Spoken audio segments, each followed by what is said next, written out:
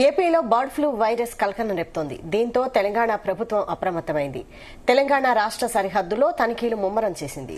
తెలంగాణ సరిహద్దులో 24 చెక్ పోస్టులు ఏర్పాటు చేశారు. ఉమ్మడి నల్గొండ జిల్లా పరిధిలో 3 చెక్ పోస్టులు పెట్టారు.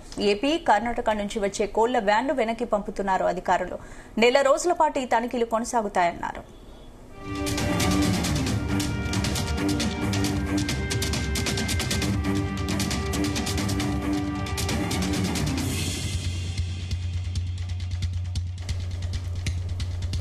పౌల్ట్రీ రైతులకు వైరస్ పై అవగాహన కల్పించాలని పశుసంవర్ధక శాఖ ఆదేశించింది.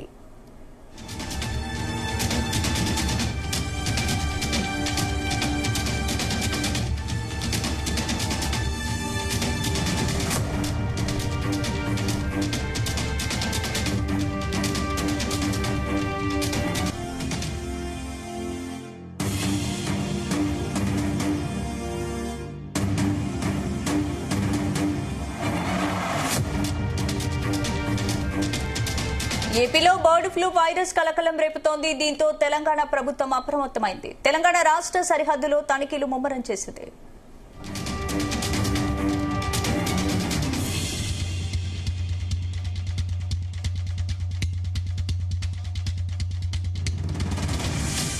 తెలంగాణ సరిహద్దులో 24 చెక్ పోస్టులు ఏర్పాటు చేశారు.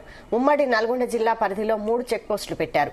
ఏపీ, కర్ణాటక నుంచి వచ్చే కోళ్ల వ్యాన్లను వెనక్కి పంపుతున్నారు అధికారులు. నెల రోజుల పాటు ఈ తనిఖీలు కొనసాగుతాయన్నారు.